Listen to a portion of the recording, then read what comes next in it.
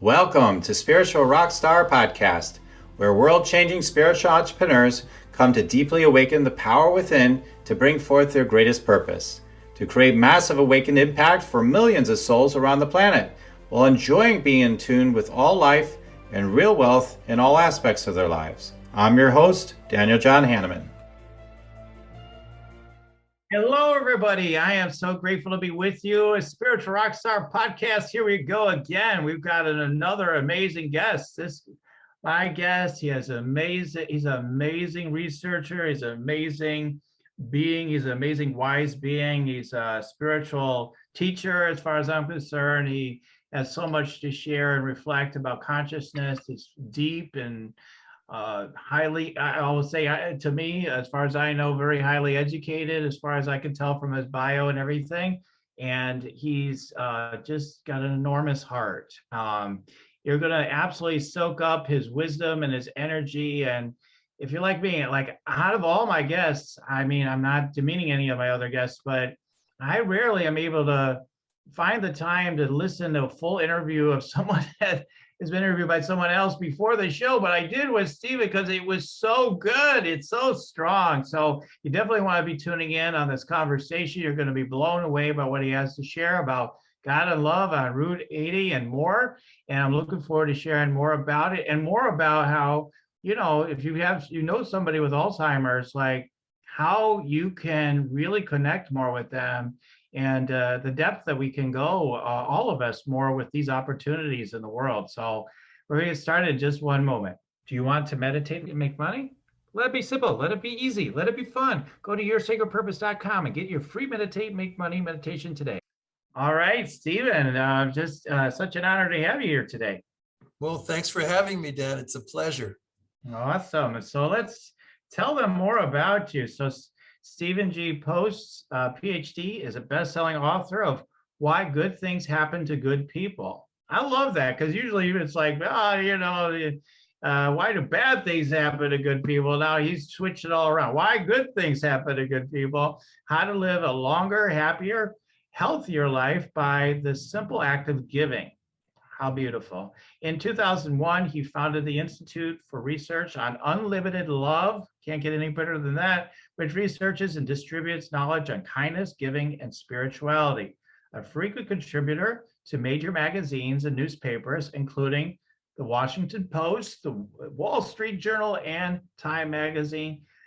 Post has appeared on The Daily Show, among other national television programs. Post served as a co-chair of the United Nations Population Fund Conference on Spirituality and Global Transformation. He is a professor in the Department of Preventative Medicine at Stony Brook University and the founder and director of the Stony Brook Center for Medical Humanities, Compassionate Care, and Bioethics. Stephen is a leader in medicine, research, and religion, and I'm sure more. We're here today. We're going to talk about those some of his more recent books, and his new book is one of his most recent books, of course, God and Love on Route 80, and then we're going to talk about Dignity for Deeply Forgetful People, which includes people with Alzheimer. So we're going to get into all that and talk about the mystery of human connectedness and how we're so supported and loved, and how everything is so golden for us when we are willing to just let go and recognize it. And I'm just so grateful to be able to talk to you about this, Stephen. This is such an important topic. So yes. So let's talk about this. Like I was reading through the book, The Love and God on Route 80, and like I said, I listened to the in-depth interview about your experiences within that book. And it's so amazing that, that you've had this from a young age, it seems like you've had this sort of a connection with life, with source, with God, whatever words we want to use. And you've allowed yourself to ultimately to be guided by that, to be held by that and supported by that, and to allow that to transmit into the work you're doing. That's a real spiritual rock star to me. So, so Stephen, Tell me about your early experiences. You talk about it for sure in the book, of really starting to wake up to the connection with the all in all and all that good stuff. I'd love to hear about that because it's going to be very unique, I think, versus like the typical experiences most of us have, which we don't break through into all that till we're like later in life. But tell us about that. Well, if I go on too long, interrupt me Okay, okay, I will do. because I could be a storyteller too. But I was born on Long Island, Babylon, Long Island, not Mesopotamia, just to be clear about that. Okay, South Shore of Long Island. And when I was about 12 years old, I went up to a boys' prep school in Concord, New Hampshire, called St. Paul's School, and it was a very Episcopal place.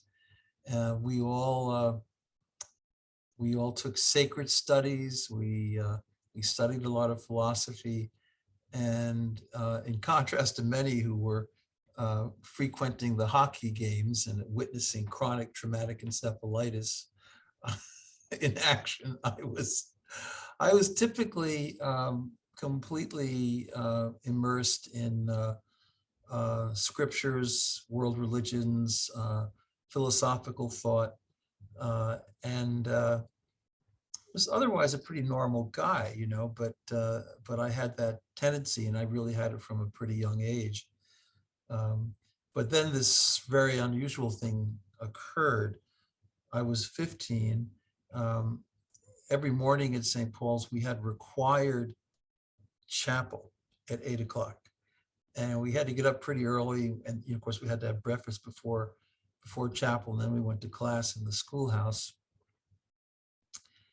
So one morning I had a dream, and I was not a big dreamer. I'm not particularly lucid in my dreaming in the least, but this was interesting because I wasn't quite sure if I was awake or asleep. It was sort of, the betwixt and between type feeling.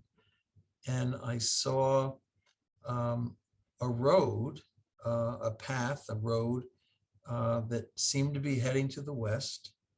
It was very misty and foggy. I couldn't see very far, but I knew I was walking on a road. I heard a little scratching to the left, and I made out barely the image of a young man with scrawly blonde hair who seemed about to jump.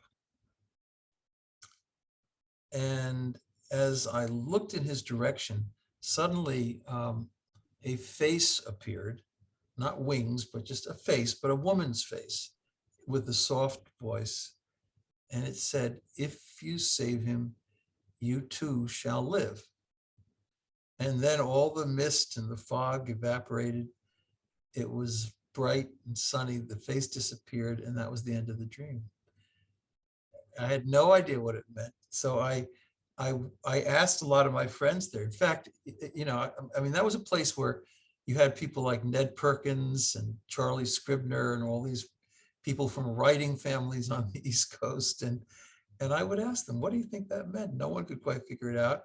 I asked my sacred studies teacher, Rod Wells, who was a pretty good theologian and a divinity school graduate. And he thought it was really interesting, but he wondered if maybe I was raking too many leaves out in the hot sun to work off demerits, or if I'd had a hot dog that gave me dyspepsia. But he still took me seriously, to his great credit. And so occasionally we would talk about this dream in class. As a group, we had about 15 guys in the class, and we would talk. Sometimes people laughed a little bit about it, but they were basically generous and respectful. And so it recurred 5 more times. So I had the dream 6 times within a space of about 9 months, 9 to 10 months. And at one point, Rod Wells actually drove me to Yale Divinity School because he knew people there. And there was one professor named Dittes who taught adolescent spirituality. And they asked me to describe my dream and to field some questions about it, and I did. And they said, well, what do you think it meant? And I said, well, I think it's about this idea of premonition, of one-mindedness. And I talked with them a lot about Ralph Waldo Emerson's notion of the oversoul, which I was very attracted to at the time, and still am. So we talked, and they said, well, did the dream result in you're doing anything in particular? I said, yeah, I actually did something that no kid from St. Paul's ever did. I applied for Reed College in Portland, Oregon, which is kind of a wayward spiritual place, and I said, I'm not sure I'd go there because I was applying to places on the East Coast as well. But the fact that I did that was really, I thought, striking, because no one had ever applied to Portland, Oregon from one of these New England places like that. And anyway, so that was a really interesting experience, because they wanted to take adolescent spirituality seriously, and not everybody does. So, long story short, two years later, it's the summertime, and I'm headed for Swarthmore, and I'm in New York with my mother and father in their place. And I had a job organized to do tutoring in the Bronx. And my mother heard about this, and she was dead set against it. She thought I'd get killed. She was just completely anxious about it. And my father reluctantly sided with her because he didn't like all the conflict.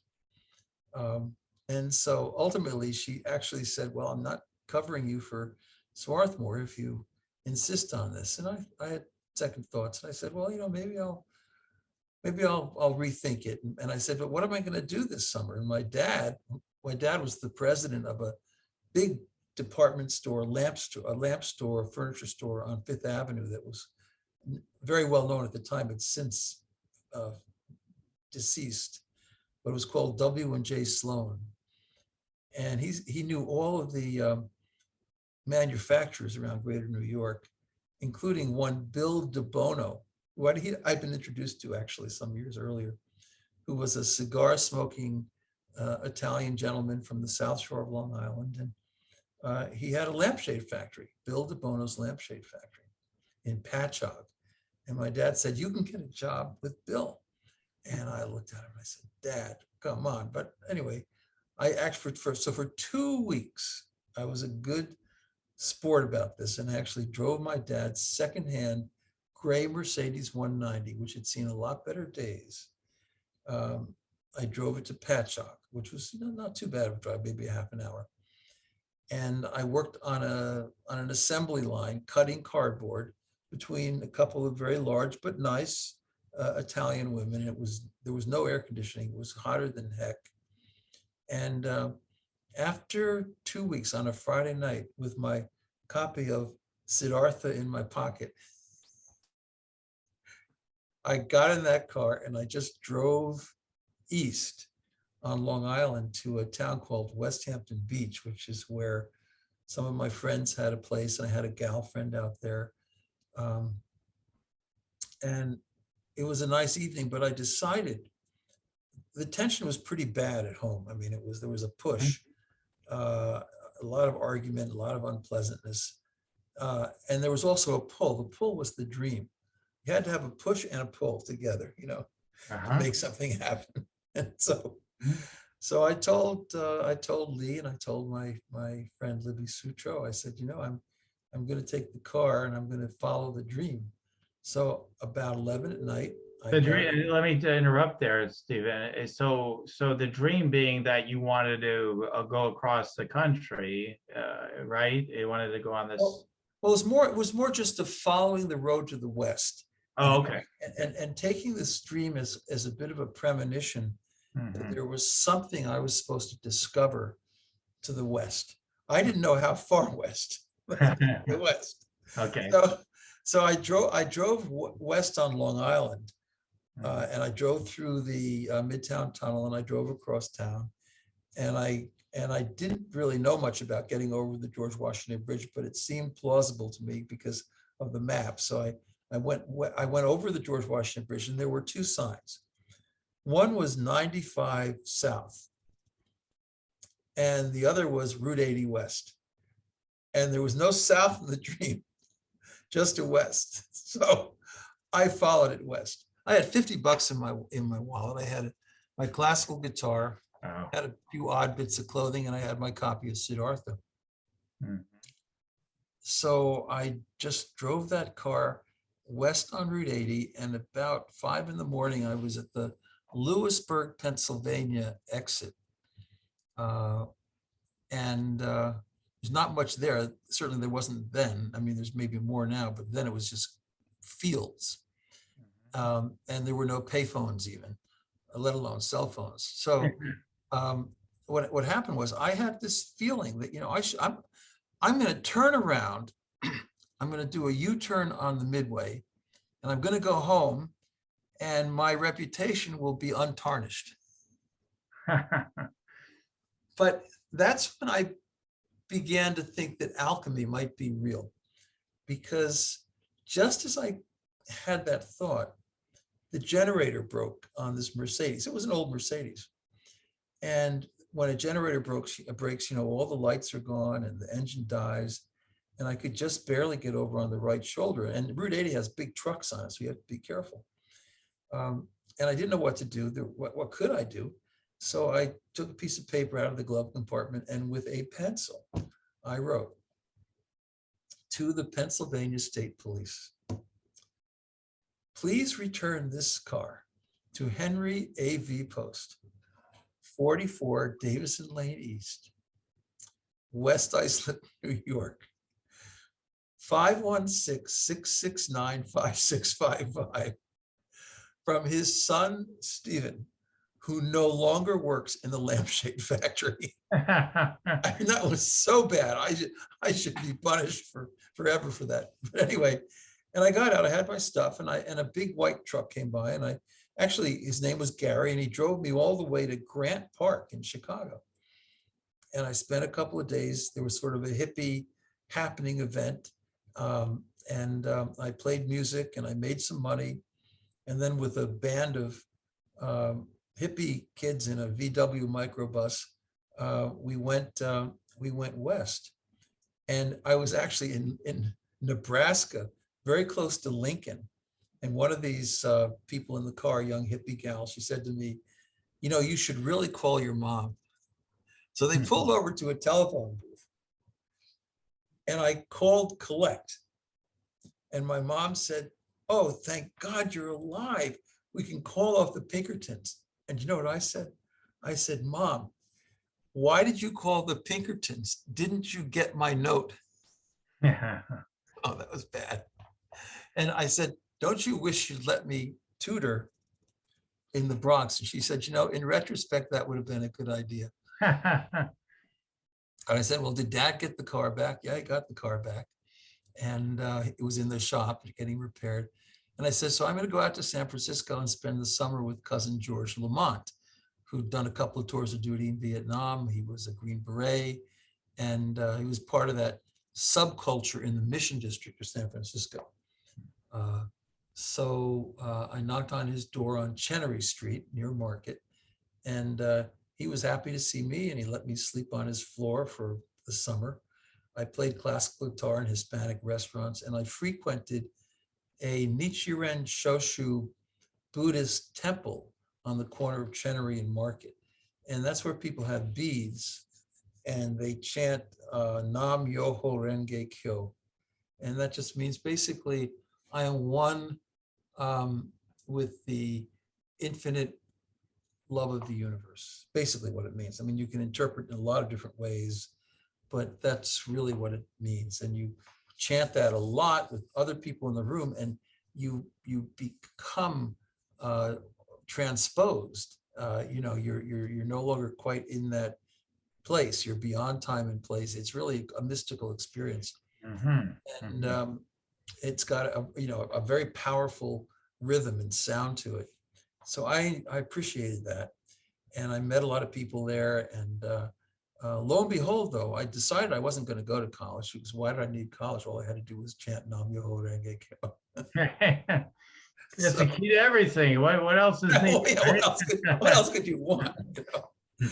But I drew a very, very bad number in the draft, and this is the very end of the draft, and I had no interest in Vietnam.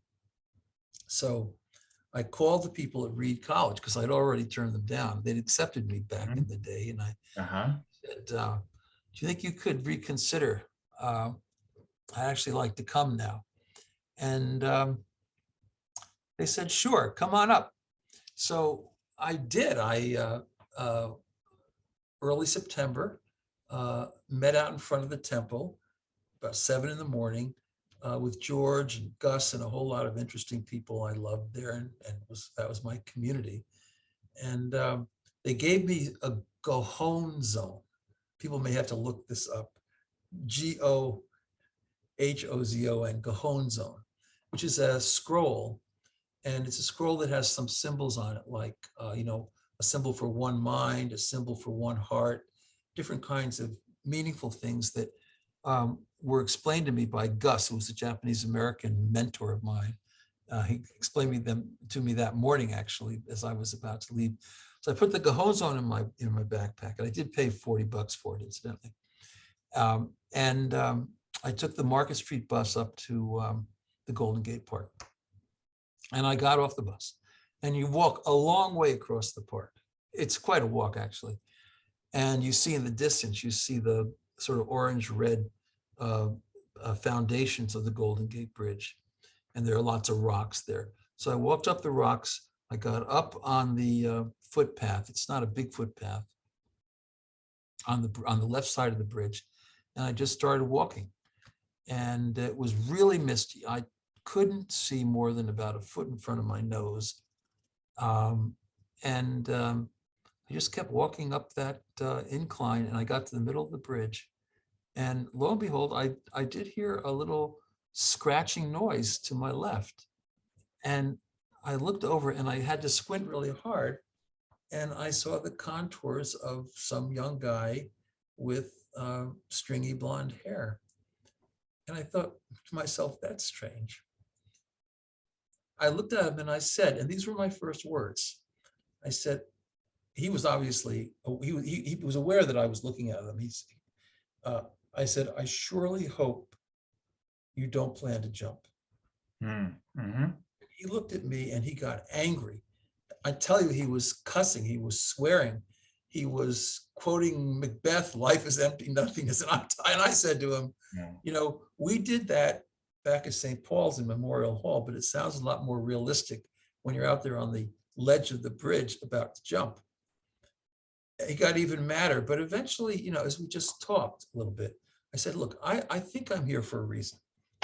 I'm going to tell you why. I said, 2.5 years ago, I had a recurring dream in New Hampshire. And oh my God. I think you were in it.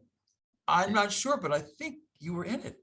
And I told him all about the dream. I told him about going to Yale. I told him about the argument with my dad and my mom. I told him about Bill DeBono's lampshade factory. I told him about taking the car, about leaving it on Route 80 at the Lewisburg exit with that note to the Pennsylvania State Police. I told him everything. And I dragged it out, for like a half an hour, 45 minutes. And he was mesmerized. He said, you're crazier than I am. And I said, yeah, but I'm on the walk. and so we kept going for a while. And then I said, look, I have something for you that I think can turn your life around.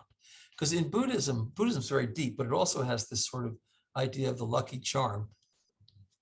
So I said, if you come over the fencing, the railing was about waist high. Now it's about 6 feet high, and it's all elaborate because so many people have jumped off. But back then, you just stepped over if you wanted.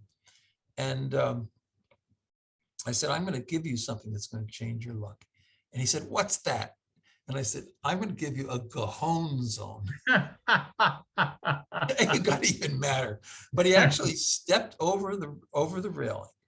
And I said, I'm going to explain this to you now. And I pulled it out, and as best I could, because I didn't know that much about it, I explained some of the symbols and talked about one mind and consciousness, and how we're all much more connected than we know. And if he jumps, I jump, because I'm partly what he is and he's partly what I am. We had a really interesting conversation, and he was fixated. So I said, look, here's what I want you to do. I'm going to give you this Cajon zone, and I'm going to give you $50. And I'm going to give you this note to my cousin, George Lamont. George went on, by the way, to start a glove company. If you've ever seen Lamont gloves. So I said, you have to walk down through the park, get on the Market Street bus, get off at Chenery Street, and go to 16 Chenery Street and knock on the door, give this to my cousin, George. And Harrison, you walk that way. I'm going to walk this way. I have to go up to Oregon.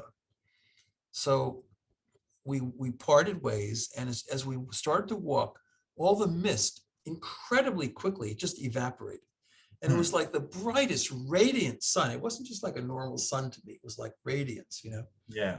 And maybe I was attributing that, but that's how it felt. Yeah. And I somehow felt as though I was living out the dream on that bridge.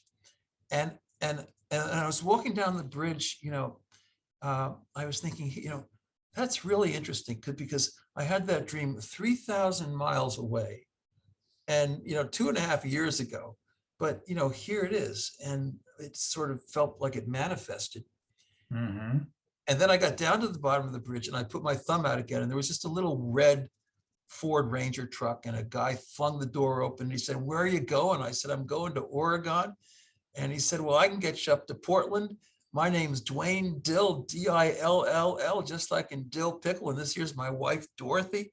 And I got, and they drove, you know, it's like all these rides were like perfectly set up. It was like synchronicity throughout, you know. Yeah. And I just felt unbelievable, you know, it was really quite remarkable.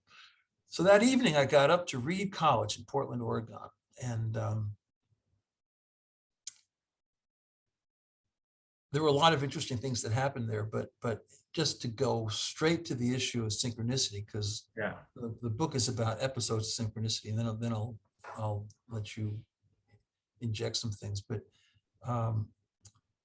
it's late January, and I'm in the Reed College coffee shop, and I'm sitting with some friends, and this guy named Andy comes bounding through the door, and we had never seen this fellow before. He had a black leather jacket on with silver studs. He had flaming red hair, and he looked a little wild-eyed. And he said, "Who wants to go for a ride with me on my brand new Harley Davidson Shovelhead? It's the fastest motorcycle on the planet." And I'd never ridden a motorcycle. So in my silliness and stupidity, I said, "I'll go." So I went out. Now it's 9 at night, and it's raining heavily, but it's not snowing. Although things are turning to ice, because in Oregon, you know, you do get a lot of sleet, and so it was kind of slushy.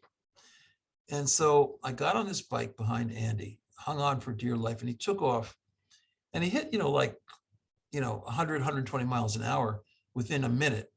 And he went through every red light, every stop sign, and then he went left on the coastal highway, the Pacific Coast Highway, toward the border of California, which was a couple of hours away. And I was screaming. I thought I was dead, because he hit 190 miles an hour, and he was slip sliding all the way. And I just felt like my life was finished. I mean, I really thought that was it. And he knew how frightened I was, and he was just laughing into the night. And finally he did this astonishing U-turn, and he drove me back, also at the speed of light. And he dropped me off exactly where he picked me up, in front of the Reed College coffee shop on the parking lot. And I was woozy, because it was such a difficult ride. And I'd never been more frightened in my life. So I walked across this bridge. There was a bridge and a ravine underneath it, which is, by the way, where Steve Jobs used to sleep, just FYI. Anyway, so I went into my dormitory, Ackerman dormitory, and just as I crossed the threshold, now I never answered the payphone. There was a payphone on the wall of the common room. I never touched the phone. but my mom did know what the phone number was because I'd given it to her. So just as I walked by the phone, intending to go to my room, I feel this pressure. I didn't see anything, but I felt sort of, pushed a bit toward the phone. Yeah. And I thought, what's that? I really felt almost physical, but it wasn't. So I picked it up and said, hello. And it was my mother. And she said, Stevie, thank God you're alive. That's the second time I heard it. And she Right. said, I was asleep. Now, so now it's 11 o'clock Pacific Coast time. Mhm. It's 2 o'clock Eastern time. And my mother's in bed with my dad, Henry. And she said, I woke up and I had this terrible premonition. I feared that you were dead. Are you okay? And I said, Mom, barely. And I explained to her what had happened. And Right. and I wasn't sure what to make of it all, but we did talk a lot. My mother was a bit of a Irish mystic type, and Mhm. she was interested in this because she thought it was fascinating that, a mother and a son could have this kind of spiritual connection. So so we talked about it for a while, and eventually she actually did a painting of the Blue Angel Dream. So she got interested. Ah, She awesome. was an abstract expressionist. So what went on then was, I thought, okay, so what does this mean in light of my own dream? Okay, so if you save him, you too shall live. And I was sort of thinking about, putting two and two together and wondering, what symbolizes what, if anything. But it occurred to me that maybe the second half of what that angel-like creature said, you too shall live, maybe that I was able to live through that incredibly treacherous ride, in fulfillment of her prophecy. If you save him, you too shall live. And Mhm. that's what I took away from it. I can't prove anything, but that was my intuition at the time. Right. Oh, that's amazing. Yeah, that's amazing. I mean, yeah, yeah, that whole story is that's why a big part of why, I had you here today is just the story is really amazing. I mean, to have a recurring dream, and then it brings up a lot of questions, I think, like especially the way it happened. Like my mom had I don't know if it was one time or a recurring dream, but she had a dream that an airplane outside of O'Hare, crashed and all this back in the 70s. Mhm. And it ended up happening. And, because she saw the crash in her dream, and then in real life, it happened just like it came to her. And there's, my mom and you are, like a couple of people out of many people have had such experiences, Yes. right? So it's a lot of that. I'm sure you've got very curious and researched this too, but it does bring up those bigger questions, right? Like if all that could be synchronized and all the choices that you seem to make to get yourself to that space and place in the exact moment, isn't there some infinite intelligence just kind of like orchestrating everything? And maybe we're not choosing things as much as we think, or like, or are we? Or it's like it brings up some really really deep, very interesting questions, because there are people that of course believe in preordination and everything just is, and you think you're choosing but you don't have any control of it. And so it's a very interesting thing. I'm sure you've deeply thought about such things. So I'm kind of curious what your thought is on that. Like, because the danger people feel they'll get into it, that it's like, well, then I'll get passive, and then I'm not taking charge of my life if I just think like everything's happening, right? So like, so I was wondering your viewpoint on such Yeah, yeah, things. yeah. Well, if you were to ask me, I've had a pretty successful life. I taught at the U Chicago Medical School. I'm not a doctor, but I've done medical, all kinds of things, Mhm. ethics, communication skills. Michigan, 20 years at Case Med, and now in New York. And so I'm pretty functional, but I've never felt that I made my own life. If Mhm. someone said, how did you plan your life? I didn't plan my life.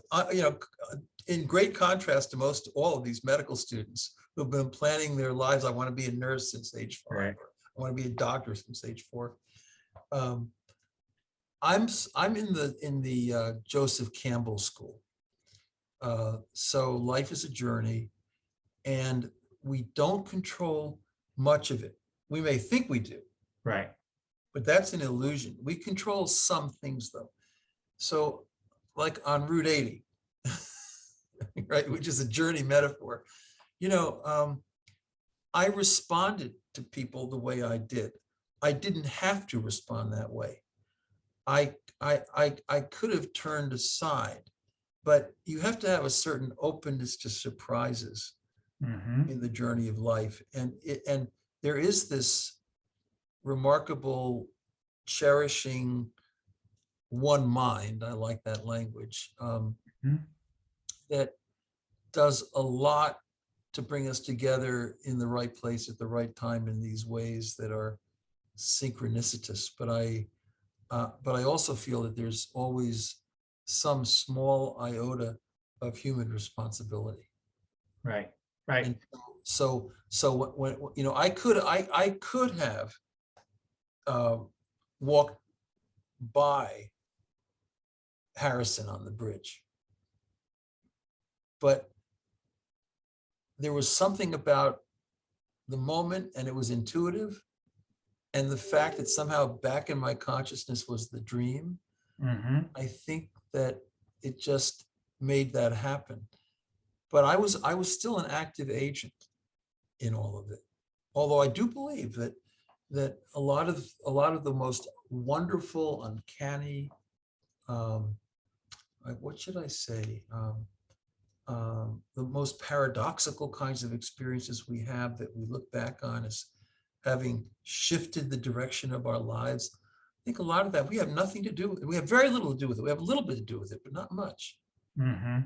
That's very interesting because, again, over all these years, you got metaphysics, and you align your mind. I've had people that wanted to come on this show, and they says, yeah, I'm a LOA teacher and I want to talk about how we control our reality. And I says, okay, we're done. Like, Oh yeah. this idea we control it. Now, the opportunity to align our focus and intent, and maybe to harness something, 100%, I have, at least some belief in that, right? Like, I mean, I've seen things happen, but then I can't prove that I really created it, though, right? Like, I made that happen. Like, I'm the one that set it all up. Right? Absolutely. Yeah, there's a mystery to it. And so my life, I mean, I've done a lot of, I feel I've done a lot of valuable stuff in contributing to the lives of people over the years, and I've even stayed married for 40 years, and I got 2 grown-up kids, and they're doing fine. I've always been very prayerful. I get up every morning by 5 o'clock and I meditate and pray for an hour, and I try to dress rehearse the day. I kind of know who I'm going to see because I've always had these responsibilities, and I ask myself, how can I love them more in the sense of be concerned about their security and their well-being. So this person needs some forgiveness because they made a big mistake the other day, and they're wanting to quit the profession, or maybe somebody needs some compassion because they're struggling with the loss of a loved one, or maybe someone just needs a little creative boost, a little inspiration. Who knows? Maybe they need some forgiveness. But I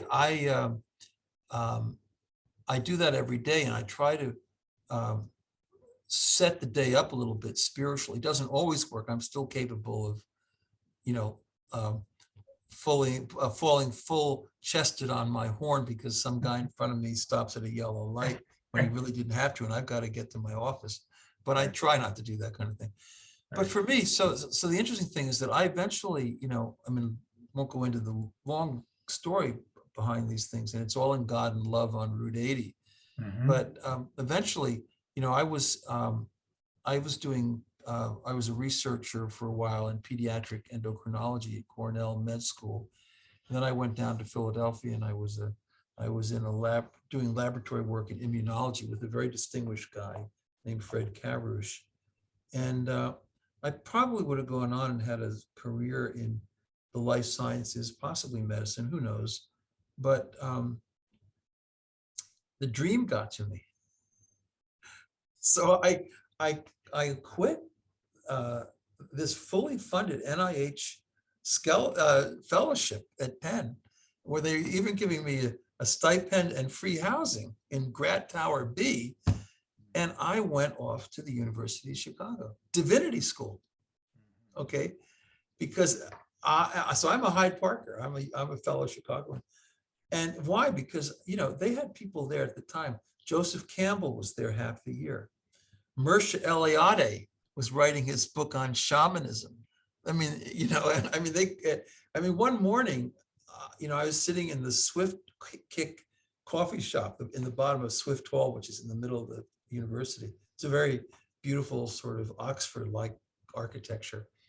And I told my story about the Mercedes breaking down just when I was going to turn around and go home, and writing that note to the Pennsylvania State Police. I told that story over coffee to Joseph Campbell, who was always dapper and in a sports jacket and tie, and Mircea Eliade, who was always hunched over and had all these big wafts of hair coming out of his ears. He looked like E.T. times 10, you know. I told him that story. And Mircea Eliade, he was stirring his coffee with a lot of cream and sugar in it, and he said, synchronicity. And Joseph Campbell, he looked at me and he said, that's a journey. And so, you know, I got my doctorate, you know, from the Divinity School, but also from psychology, where people were writing things about flow and, you know, these sort of mystical states of creative transformation. And I had no idea at all that I would get into medical school education, but at the request of a mentor there, I started teaching as a co-preceptor in the Pritzker School in a course on social issues in medicine. And then that's where I got started. And so all my life I've had a beautiful time. My day job has been great. It's been prosperous. It's been successful. But, you know, then again, you know, you meet people. So I was in a restaurant in a golf club near Dulles Airport at a conference on spirituality and health. And a friend of mine, a psychiatrist named David Larson, said, you know, you ought to go over there and talk with that fellow in the green sports jacket over there. I said, who's that? He said, just go introduce yourself. So I went over and I said, hi, I'm supposed to introduce myself. Dave Larson says I should. And that was Sir John Templeton, the investor. And that's how I met Sir John. And we started talking about divine love. And, you know, he was really great. He really believed in love as a universal underlying energy, you know, that we don't understand and we can't capture it in one religious tradition, that it's a healing energy. It underlies all of reality. So get this, okay? I'm sitting in my office in the medical school at Case Western Reserve in University Circle, Cleveland. And this is June of 2001. I get a fax from Sir John, who lives down in Nassau in a place called Lyford Key, next to, believe it or not, Sean Connery, who's now passed away. But Sean, and I actually met Sean down there once briefly, and he has a sign in front of his house that says 007 beware. Of course, he's passed away now. But he was always playing golf at Lyford, and I don't golf, but amazingly, you know, Sir John, he loved the fax. He didn't email. This was, you know, it was beyond him. He was a little too old for it, but he thought the fax was the coolest thing ever invented. He would fax me stuff, and because we had this common interest in this idea of universal mind and universal love. And he faxed me one morning. He said, why don't we start an institute to study the greatest asset in human experience, love. But he said, not just human love. That would be arrogant. Isn't that interesting? That would be arrogant, he said, or he wrote. How about the love that made humans? So I thought that was really, because he was obviously getting at this idea that there's a kind of a love that almost invades our consciousness, Uh-huh. that we can't quite resist. It just somehow, Yeah. and it's like when I answered the payphone at Reed College because I felt pushed by an energy. Right. And I've had that experience many times, like at least even here in this office with, I won't go into it, Right. but I'm very intuitive about that. So Yeah. so what happened was, I faxed back, Sir John. I was a little nervous about it because I'm in a big sciencey environment, and I said, Sir John, maybe we should call it. Well, I said, what should we call it? He said, the Institute for Research on Unlimited Love. He coined that term, not me, but I like it. But I said, Sir John, maybe we should, just to be a little more conservative, we should call it the Institute for Creative Altruism. And he faxed back, no, I think unlimited love up to $8.9 million. Not a bad fax. So I faxed back, Sir John, I love that language. It jumps right I love that language. jumps right off the page. And he was so correct, because altruism is dry, Yeah. but love, just it's part of what people think is at the essence of the universe. Yeah. And so we were able to fund all kinds of studies, from noetics to Harvard to Oxford, you name it, Yeah. and have all these people writing beautiful books and doing great things and having whole careers in this field, from coast to coast. And I have a board meeting go back in Cleveland in July 11th actually, and it's been 22 years. 22 years. Yeah. We have a great board, people contribute, and it works, and we're funding all these programs now. And so that's so what I do here. This is my office at Stony Brook Med. This is my day job. I'm devoted. I'm diligent. Okay, and it's part of my calling, because if you're going to have a day job, and your calling is to work on the theme of love and connectedness, you probably want to have a day job in a healing environment. Right. And teach compassionate care.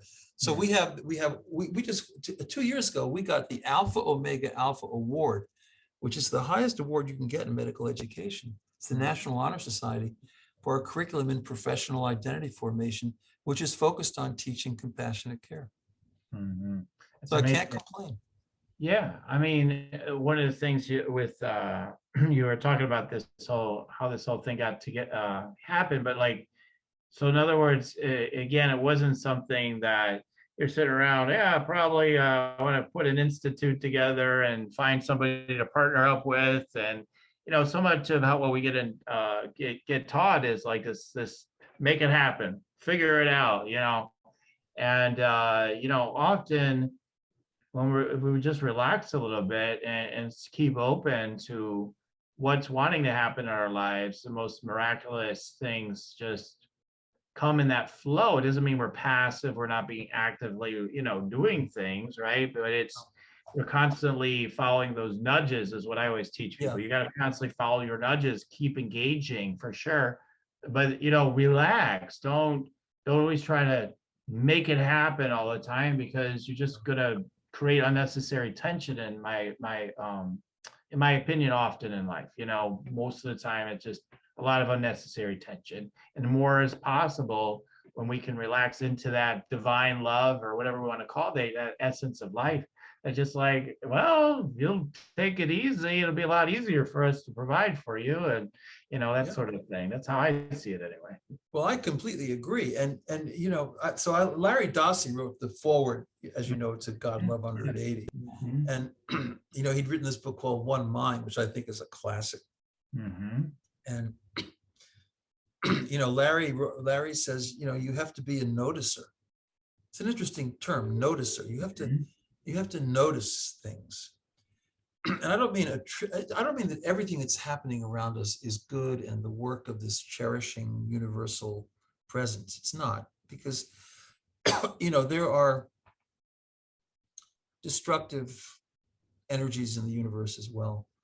But you need to notice those special moments. Like, for example, I mean, this will kind of surprise you, but on Tuesday night, I was resting at home. It was about 11 at night, and but I wasn't sleeping, so somewhat obsessive. I looked at my cell phone to check my email. I don't know if you do that, but I'm capable of doing that. And I had a little email from a gal I'd met literally 15 years ago in Pasadena by the name of Mary Farrow. Mhm. And she's a very committed, very mystical, she is Christian, and she just said that she'd been praying for me, and that she was aware of this new book, Dignity for Deeply Forgetful People, because I'd sent out some blasts about it. Mhm. And she was praying for it. She was having her team, they meditate, they pray together, concentrate on it. So lo and behold, 1 hour later, I had an email from someone I never expected to get anything from, the producer of Coast to Coast, George Norrie's program, Mhm. which is a really cool, that's like the epitome of midnight radio, Right. And she was inviting me to be on Coast to Coast. And I wonder, so I'm asking your audience, so Yeah. in my way of my consciousness, I'm linking what happened at 11 with what happened at midnight. Right. Okay. And so this Wednesday night, which is coming up this week, from 1 a.m. Eastern to 3 a.m. Eastern, I'm going to be doing Coast to Coast on deep forgetfulness, which is basically a radically different interpretation of dementia. I don't like the word dementia. It's decline, empty husk shell, but deep forgetfulness, it has a more inclusive and almost a mystical quality to it. Right. Right. Exactly. And Exactly. who can tell me that these are people who are incapable of having this kind of spiritual serenity? I mean, they'll some of them will have moments of agitation and so forth, but we don't know anything about the depth of their consciousness. Right. Yeah. Right. They may be. I remember when my dad was experiencing that towards the end of his life, and I kind of, it was very sad. Of course, it was very difficult for me, as it is for many, to experience the seeming disappearance of their personality, right, and those sorts of things. But at the same time, there was this sense of, wow, he's actually ascending in a way. He's raising up, and that's what I Yes. noticed. I did notice, and I remember taking time as he was laying in the bed, while he was napping, but like I was just tuning into him, and I was just like, wow, he's really getting connected in a really good way, in a higher place. And it's like it can be almost like preparing, to Yes. letting go of that physical body, right? So it's like this staging, and that's how I experienced it with him anyway. And though it's very sad still, it was so cool in a way to see that process unfolding. It's how I experienced it anyway.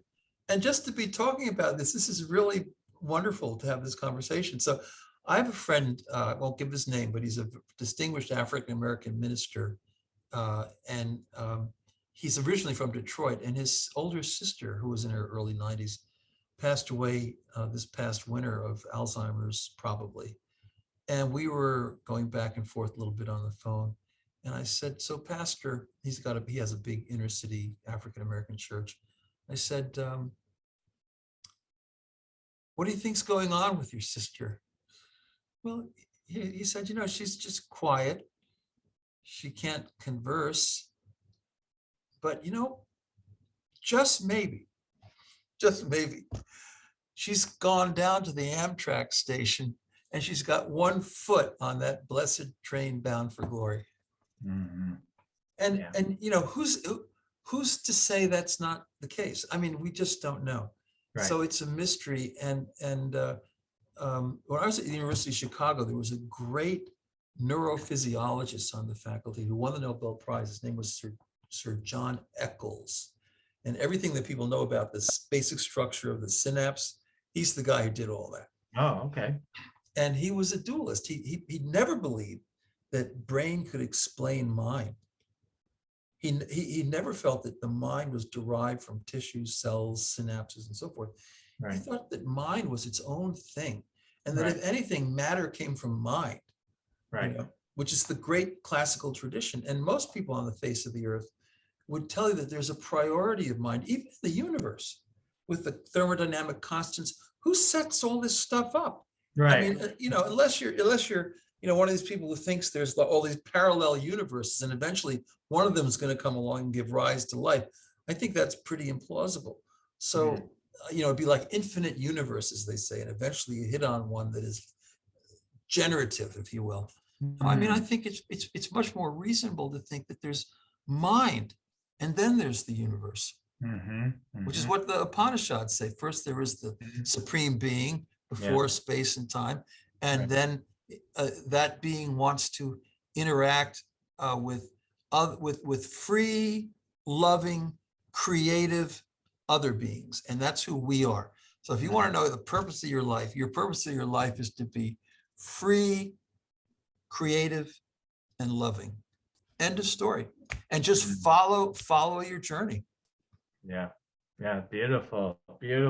Awesome way to start wrapping things up. And I really appreciate this conversation. It is one of those, we could go on for hours on these topics forever, right? So I really appreciate what has been present here. And I know people are going to really appreciate what you had to share today. So, so anyway, tell people where they can, maybe if you have places you want to direct people to check out your work and your books and everything, this would be a great time to do that.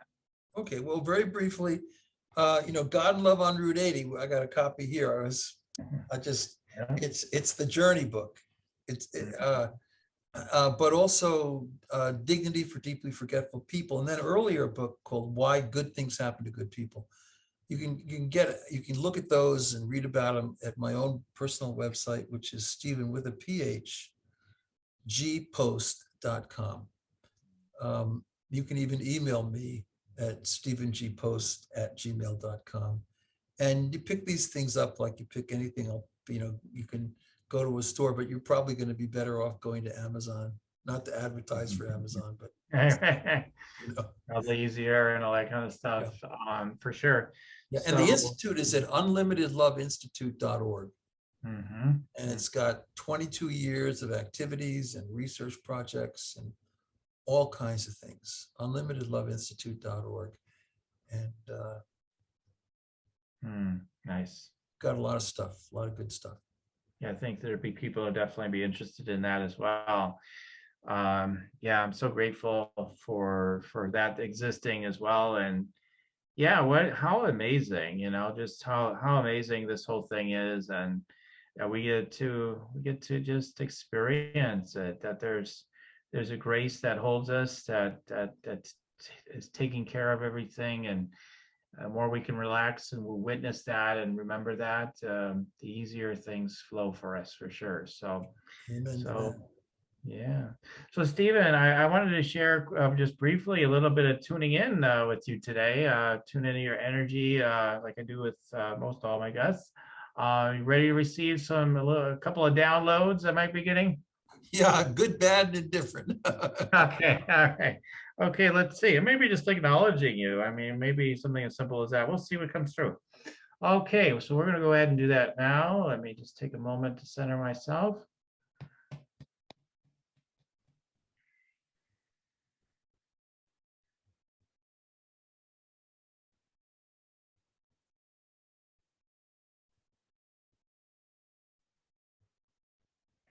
That word reasonable keeps coming through. I think you've said it a number of times today. So it's interesting. You're very inquisitive and curious, and you can live in the mystery, but you also have the analytical mind, right? So you're like, well, is that reasonable? I just noticed that about your consciousness.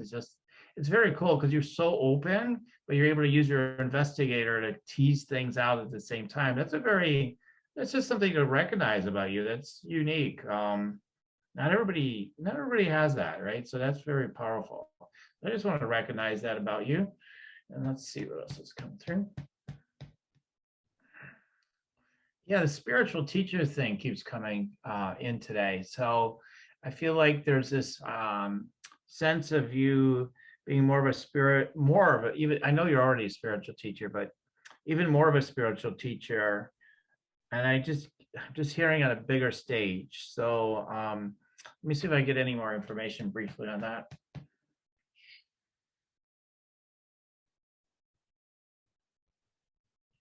Yeah, I don't know. Maybe it connects with that institute or something, but I just feel like you have so much to share with people that you could really being a lot more, doing more information and more things, more lectures.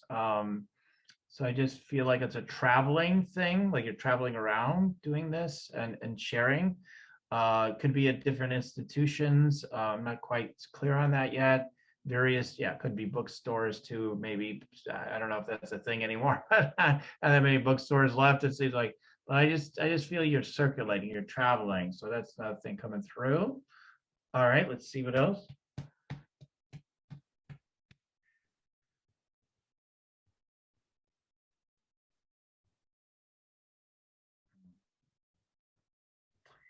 You've got and I'm sure you've used it in your life a lot in your career, but I get just that you're able to move things forward at light speed when you get connected to something. Like it's just like you've got a focus and ability to cuts through all the noise and it just brings it into fruition.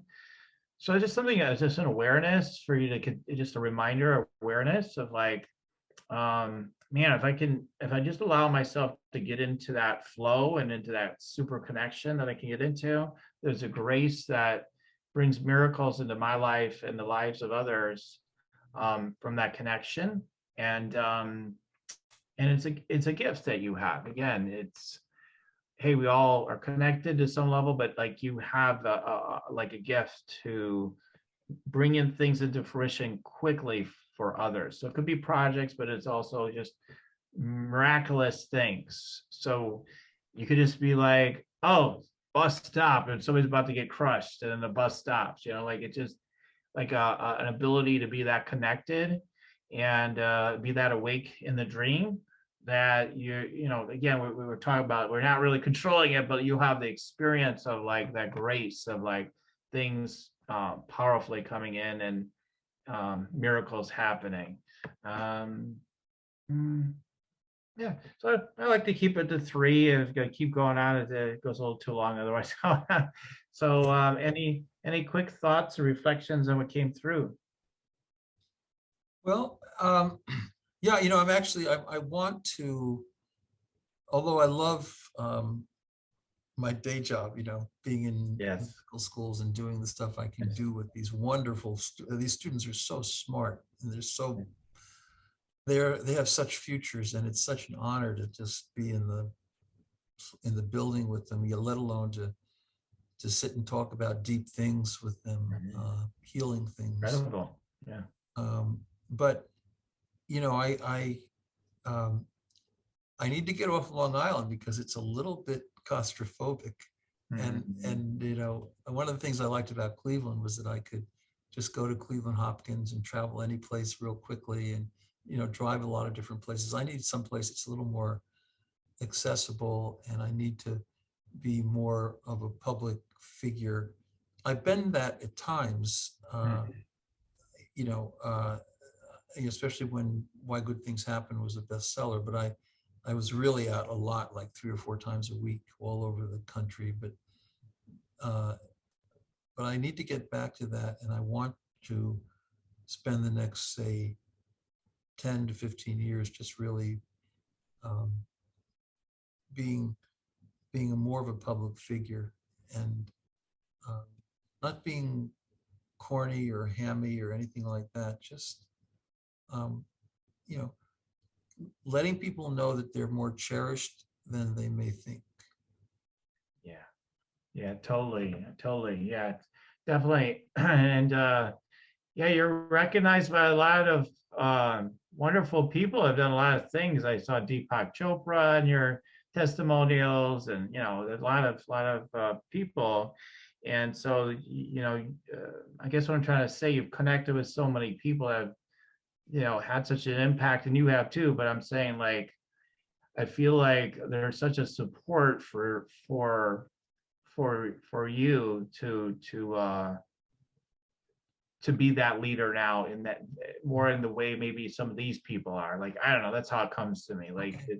like, Well, okay, I yeah, like that idea. I like that idea. And if I can be on that path, I think I'm on that path, in some ways, but it can be revved up. It can be revved yeah, up and made more.